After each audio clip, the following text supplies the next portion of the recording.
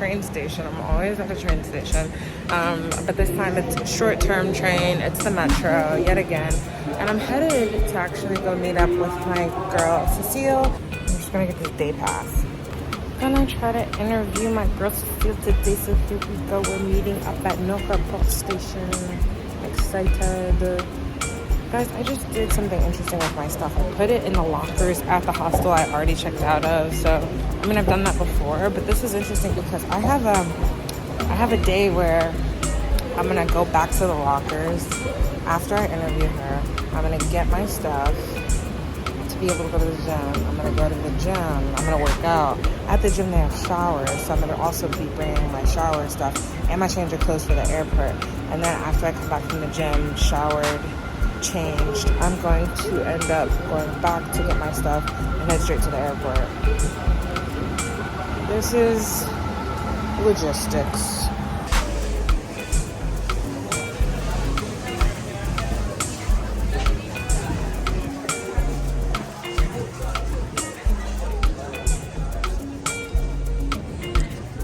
Then we go to the second one.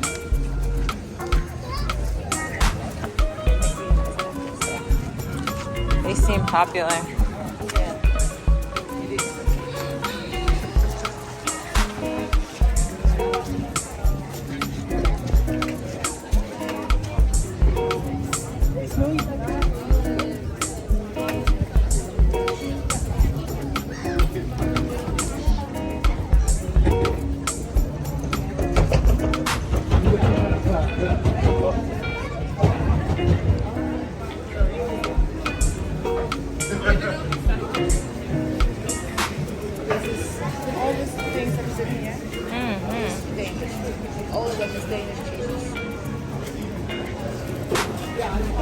All of the cheeses.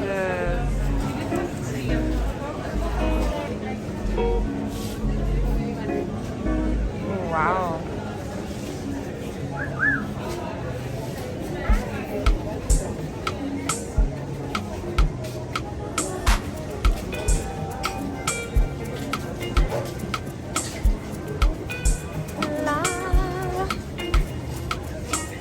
Very cute.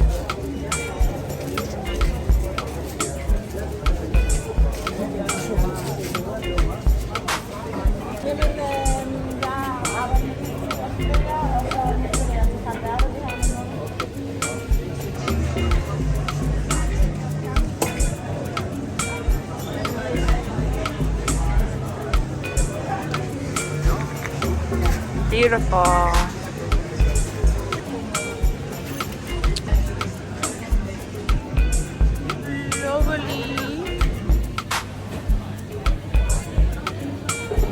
All right, so now I try Chardonnay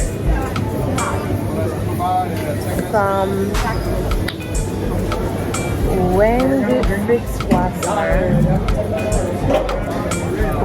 Wassmer? Where is this? Is the Chardonnay from where? Is it this one? It seems German. Fritz Wassmer. So we have some German Chardonnay and then Danish oysters. Here we go.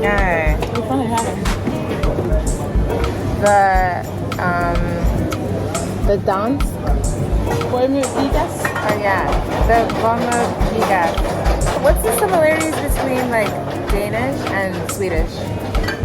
Language? Yes, because it's like I know talk is the same, but a lot of other things I'm like are very much not. We have a lot of the same words that means the same, and we have a lot of the same words that mean something completely different. Wow. Oh, so you'll have same words, but they won't mean the same thing. Yeah, we have a word for crying, or for laughing, and it's their word for crying. And you can really mess up if you don't understand the language. Cheers.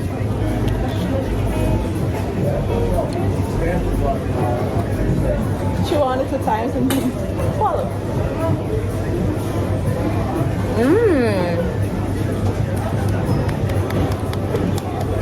That's one of the best oysters I've ever had. That's really good. It's so fresh. What did he say? He said that he opened it so it comes natural. Oh yes, you had a lot to do with this. Thank you. Didn't have a lot, not everything to do with Everything. Completely. Yeah, wow. My dad would love this. I feel like that's something me and him always do, is we always get the oysters together. Yeah, it's cute.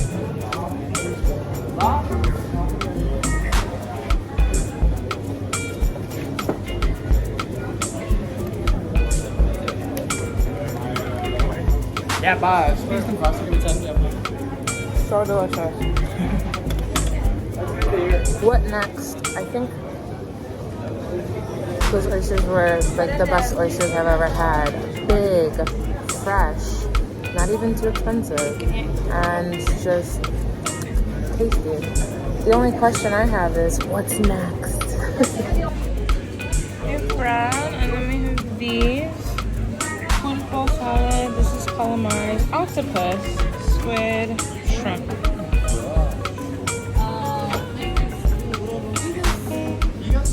Looks really good. Let's do it. Cheers.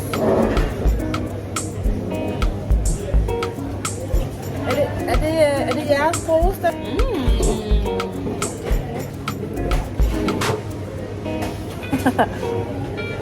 For the cam. Documentary. You can taste whatever you want here as well, okay? So which ones did you choose? Oh, the salmon? The salmon, cold salmon, and salmon. Girl. Yeah, I'm not really the biggest fan of fish. You said that the other Despite day. the fact that I have worked here and been sous chef for 2.5 years. What is up with that? You like irony. Your head's not cut off. Perfect. Now it's just on here. I'm just gonna, this isn't me. I'm gonna eat. Yeah, this is the cool part. You're the focal point. You're special. Wow. It's not me. It's not about me. It's not about you. It's about seeing what I see from my point of view.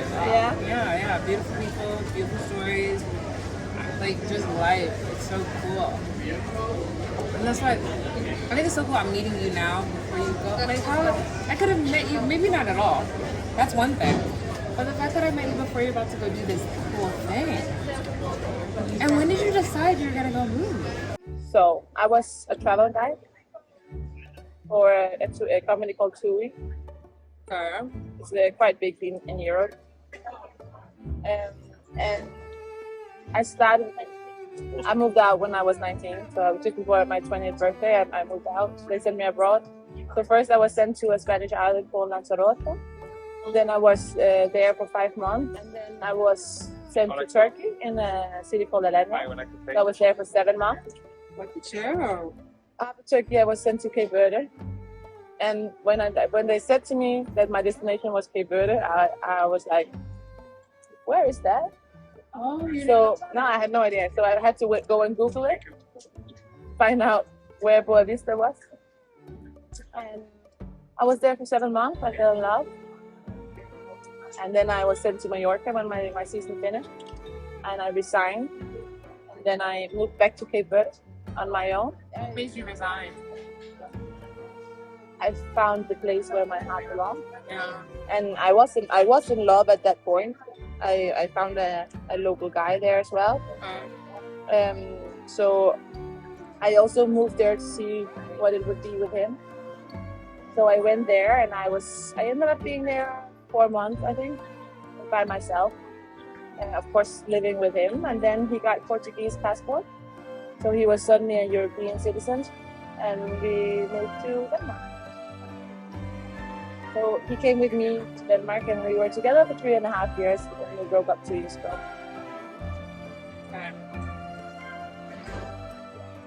And I regret it ever since I left. Because I didn't leave for myself. I left for him. Wow. Because he had never been outside Cape Verde, so of course I understood that he wanted to go see Europe, and his mom was living in Italy, so I understand. But for me, I moved there. I moved there with the thought that I was gonna stay, and because I was happy. Yeah. And now I was back last year in February as well. That was the first time since I left 5 years ago. So I hadn't been there for 4 years. I was actually really nervous about going back. Yeah. And then I went back, and everybody was like, "What?" When you say you were nervous to go back, what is that feeling? I was scared that it wouldn't be the same. Right. I was scared that people forgot who I was. It wouldn't be the same because a lot of things change when it's 4 years. Yeah. And especially in like our age, because people, you know, they grow up and get families, and Yeah. Time changes. time changes things a lot. But I went back and everything was just Like time stood still. exactly how I wanted it to be. And I was supposed to be there for a week. I ended up staying for 2. I missed my flight. I love that. And then I came home, and now I've actually planned to write my bachelor from there. So I was gonna go and live there 3 months this year, but because last year I then got a boyfriend, so I decided not to leave, and then I went to Canada for 6 months, and in this time I decided to write my bachelor with someone else. So I couldn't just pack up and go because I had a boyfriend, and now I needed to write for someone, so someone was depending on me. So when I came back in after 5 weeks, I was supposed to just go for a few weeks in January. When I came back after 5, I decided that when I was done with my school, I was going to move. When you know, like you just knew. Have you always been like that though? Like someone who goes after what they want, like follows your own inner compass? I try as much as possible, but I also do a lot of things for other people. Okay. So I think I'm a bit mixed, because if I'm in a relationship, I also do a lot for that person, sometimes maybe also too much. But I do try to always follow my heart, and something that I need a lot is to travel. So I do travel a lot, and it's very, very rarely that I stay in Denmark more than 2 months at a time, because then I just need to just get out, get a feeling of somewhere else, and then I can come back again. What is it about traveling? What's the feeling you get from doing it? It depends on where I'm going. Like to come to Cape Verde, for example. The moment I step out in Cape Verde, it's like 15 kilos taking off my shoulder. Yeah. It's like I can breathe. But if I go to Prague, it's more like it's go somewhere I know in a different way. But like it's just to get out and breathe from the everyday life and the routine. I think it's get away from the routine, because when you live in a country like Denmark, you have routines always. You know what you're gonna do tomorrow. You know what you're gonna do in a week most of the time. Yeah. Like I have already now plans 1st of July. Yeah. And it's both good and bad. Yeah. But I also know if I'm gonna call my friend now and say, when do you have time to meet? They're gonna be like, I have time in 2 weeks. Right. Maybe August. Yeah, I'm like, I'm not here anymore at that time. Yeah. And it's very adult, isn't it? I think generally like a kid is just going with the flow of life. That's they go out to the best them. friend, knock on the door. You wanna play? Yeah, cool. And I like that. I like In it that too. way, I want to be a kid. Yeah. I want to be in like almost every way. You switch up the location. Yeah. People don't even have the same roles. They don't. And that's what I who's like. right and who's wrong? It I doesn't think work it's like very that. different. Because Yeah. if you take me, and if you take my sister, which is very, very, very different people. Mhm. Like my sister, she's always these one rules. Like she wants husband, children, house, car, everything. Just like I normally say, like her, like she's like this in Denmark, you know? She's not gonna move anywhere. She's stuck, and she's happy with it. And it's like my life, I wanna travel. I wanna meet new people. I wanna dance. I wanna enjoy my life. I wanna be flexible. I wanna be spontaneous. I don't wanna have a house and 2 children and 2 dogs, so I cannot go nowhere. I don't want that. When I'm gonna have kids one day, I want to still be able to travel. I want to Freedom. still be able to go somewhere. Yeah, it might be that it's gonna be with my kids, but then my kids is gonna be part of my life. I don't want my life to stop because I have kids. I know, of course, you have like there's some things you need to change and some things you need to do differently because you have kids. But I don't want my life to stop. I don't because I get kids. Yeah. And in most European countries, they do that. I feel like they do that. Because they focus a lot on the kids, and you should. But they also focus, in some ways, a bit too much on the kids. Because they forget themselves and their partner.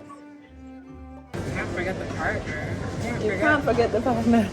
But when I'm thinking about, like, when my sister thinks about my life, she don't understand it. No. But when I think about her life, I don't understand it either. What did she think about you moving? She doesn't.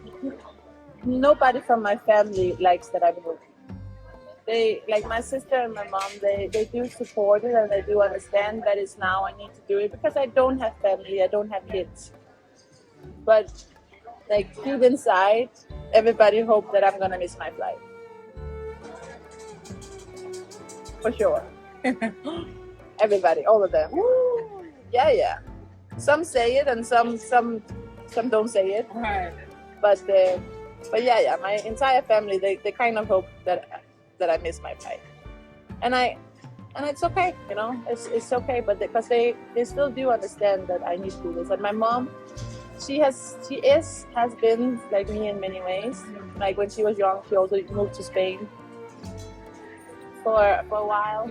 And she also had, like, when she was younger especially, she had this feeling that she needed to leave and go out and find some other cultures and stuff. And she really loves being with new people. And when she's out, she always meets people. Is that when she did a lot of her dancing? Yeah. When did she start that? Because I know you've been saying... When I was, like, first time she was introduced to salsa, I think was when she was in Spain. Yeah. So that's 28 years ago. I love that. Yeah. I think you're gonna do amazing when you go. I think so too. Yeah. In your life. It is. And I did this, I went to visit my friend in England earlier this year, like a few months ago. And we did this, she did this event, and she brought me to it, where we had to plan our intentions of 2023. And one of the intentions I planned was to do whatever makes me happy. And stop worrying about everybody else. Because it's so important to think about yourself sometimes. It's not wrong to do what makes you happy. In a way, you're actually only responsible for yourself and can control yourself. Like, even when you're trying to make other people happy, there's no guarantee that you are making them happy. But you can definitely make yourself happy. So you might as well, like, do that. It's definite. But other people, you can be giving, pouring, loving, and they can still be absolutely unhappy, absolutely unloved. So at the end of the day, you gotta start with yourself. Oh, and someone said this was so good. Like, they say, like, you pour into your own cup. Have you heard of this kind of like metaphor for giving into yourself for life? They say you're never actually supposed to pour from your own cup into someone else's. Yeah. That you're supposed to only pour into yours until it overflows into the saucer, and then you pour from your saucer. Big difference, and I think it's a helpful way of looking at, like, I'm not giving anything from my cup. I did that in my relationship. It's terrible, and I couldn't quite understand, like, what? But first of all, one, I wasn't giving into myself and then giving the excess. I was just constantly giving to this person, and instead I felt so just like... No, but I have tried the same. Empty. Yeah, you're exhausted. Yeah. I was like, I don't like the person I'm becoming, so... Yeah. No, I get that. Yeah. Because I have also been giving too much of myself, but you don't realize it until you have done it. Mm-hmm. Like, I think it's not an experience I would be without either. Mm-hmm. Because I learned a lot about myself as well, and I learned that I really need to make boundaries and to focus on myself. Mm-hmm. Especially in a relationship. Like, Yeah. don't forget who you are. It's nice to go to that extreme and then like know the extremes of both. Being super selfish, being super giving, and then know how to like, man, I know how it all feels and I know where to choose to put myself. So it's good to experience the extremes and then be like, this isn't for me. I'm gonna go back this way. I'm gonna meet in the middle. And I know how to do it all now. Yeah. But you seem like a lover girl though. I am. Yeah, I was gonna say. My love language is touch. So Yeah. whenever I like people, Oh yes, I've been saying, you like if someone breathes to you, you're just like held there still. yeah, Very sweet. I do that. Is that like very Danish or not? Like it seems like it might not be. Like are Danish people very We hug. We don't kiss. So Huggers. like in many other countries, like when you greet someone, you kiss. But for us, that's super weird. So I have so many times been so close to kissing people because I go in for the hug and they go in for the kiss, and then you'll meet somewhere in the middle and it's going to be almost like you're kissing each other's mouth. So I have experienced that many times because for me, when I like someone, yeah, I can give them a kiss on the cheek, but I don't show you that I like you by kissing you on the cheek. I take you in here. You need you in all the way in. And then, so that's what I do. It's obvious. Yeah. So for me, like I do the kisses, but when people I like, I hold them in my arm or give them a hug. I'm like a mixed bag. I'm definitely a lover girl all the way through, but I'm a that's a lobster. Actually no, that's a crab. I'm a crab. You're prepped. And so like I'm very protective and I have like my shell, my heart exterior. A lot of people like I don't know what they perceive of me. It can be anything on the spectrum. I can come across all the ways. But like touch is like super key for me. But it's always depend. I'm such an independence person. It depends on certain things. It depends on the person as well. It depends on a lot of different factors. I'm a person that almost everybody lets. Like they let me touch them. Yeah. And it's actually super weird because I have many friends that before they met me, like when people touch them, they're like, yeah. But with me, it's never. I've never experienced that someone feel uncomfortable because I touch them. Yeah.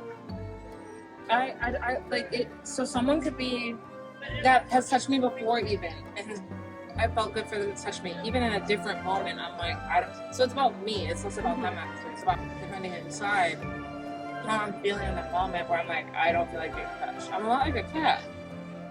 You know, even cats are like, they'll come up to you, they'll be like, oh. And then you start rubbing them, and then they're like, get off me. But oh my gosh, when I'm in love with someone, like when it's that person, it's different. Relationship, it's like, you can't get enough of like the hand coming across from the driver's seat or like the little things all the time, the little touches. The smack in the booty. Sure. Or like the best is booty rubs. I thought about the science of this. So the sensation of getting your booty rubbed, when we were babies, we were like, this is the feeling we had all the time. I'm so serious. This whole thing? Yeah. I'm like, oh my god, you don't gotta get that anymore just because what? Now I'm big and I have a big booty? Like, why is nobody rubbing my booty? Oh, turn around, I can rub your booty. I know you. I'll have to be ready. This is even so low, it turns up. Okay, by the grace of God, I've made it to the airport. I'm about to go through security check. Guys, we're headed to España. Goodbye, Copenhagen. Okay. I'm so excited. That was an easy check-in process. My bag counted in the price. This one's underweight. This one goes under the seat. All is well. All is well. Guys, also, I didn't realize how helpful wearing pants like this is because I get these extra pockets here. Super helpful. Super helpful. Or if you have any questions, your cabin crew are here to help. Sockets and USB ports will only be switched on during the flight. Until then, and for safety reasons, electronic devices must be unplugged.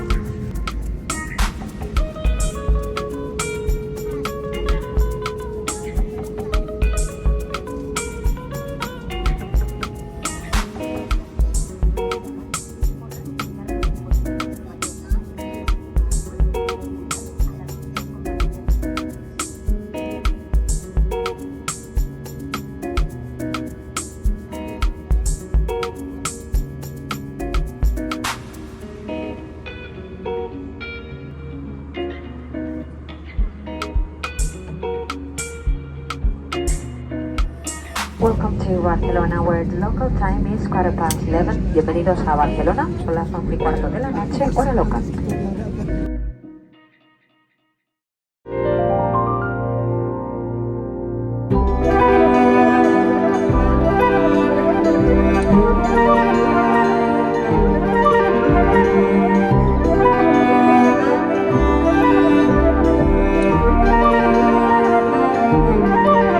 Short for the cab. Documentary.